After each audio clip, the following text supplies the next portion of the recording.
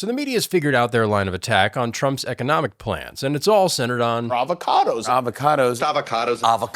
Yeah, avocados. They're all panicking because Trump's tariffs and mass deportations might mean that guac is extra, more extra than normal. A month and a half ago, they were screaming that fascism was coming to America. Now we see what they're really scared of. And it's not just the TV people. The Associated Press, Newsweek, PBS, Reuters, NBC, Washington Post, the LA Times, the New York Times, they're all talking about avocados. Well, the celebrity endorsements didn't work. Maybe we can start getting endorsed by emojis. Trump got smirking sunglass guy? No way! And they've been going on about this for the last 2 weeks. Come on, guys, I think you can throw it out now. Remember that Trump voters were mocked for worrying about the price of eggs. The people demand $1 a dozen eggs, or else we just have no choice but to do fascism. The price of eggs is a little high, so I think we'll vote for American fascism. But unlike the price of avocados, a specific good affected in isolation by a specific policy, the price of eggs is just shorthand for the price of all goods. Groceries and everything else are really expensive right now, and the only people who've made any money in the last 4 years are Zelensky and the Haktua girl. As for tariffs, they won't ever talk about the benefit. Sure, cheap goods are nice, but if all the money you do spend goes outside of America,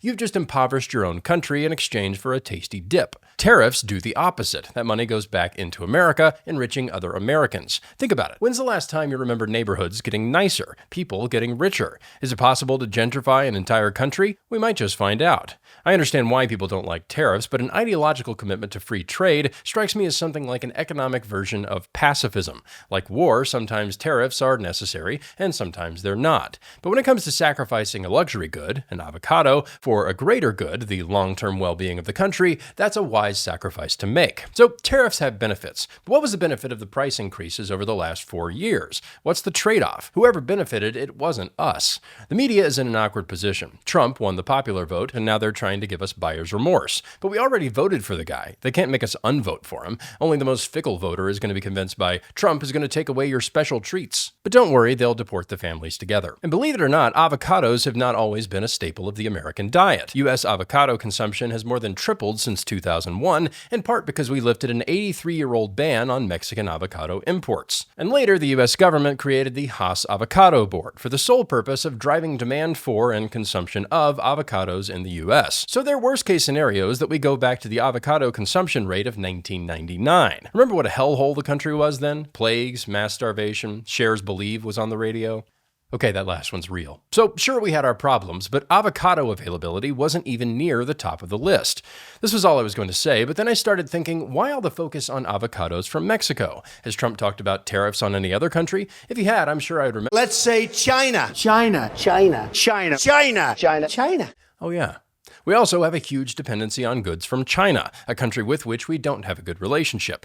I think we all know that if the Chinese Apple factory were closed down tomorrow, iPhones would get more expensive. But we also wouldn't be supporting child slavery. iPhones are basically high-tech blood diamonds. For us to care, do we need Leo DiCaprio to make a sad movie about it? And speaking of DiCaprio, these are the same people who say we should lower our quality of life in order to save the planet from climate change. No gas heat, less travel, paper straws. Would they give up avocados to stop climate change? Would they block traffic to just stop avocado oil? So they understand the concept of trade-offs, they just don't like America. But iPhones aren't the only thing that child slaves make for us. They also make all the junk people buy on Temu, like the ramen shirt and shorts set, the frying pan iPhone case, this nightmare Drake mask, the mini golf toilet game, and this toothpaste attachment that makes it look like Shrek is pooping out your toothpaste, along with various items that are, you guessed it, avocado themed. You'd be forgiven for thinking that free trade was invented just to entertain fat millennials. With tariffs on China, iPhones, and Temu crap will also be more expensive. But if they focus on that, people might start thinking about why and how iPhones are produced in China, or how many Chinese toddlers it takes to make a chicken nugget pillow. Can't have that. It has to be about the poor Mexican farmer who would love to give us cheap guacamole, but meanie Trump won't let him. It's selective empathy. We're supposed to feel bad for the Mexican farmer, but not for the American farmer, whose business is undercut by cheap Mexican labor. We're supposed to feel bad for the Redditor who can't buy his baked bean hat,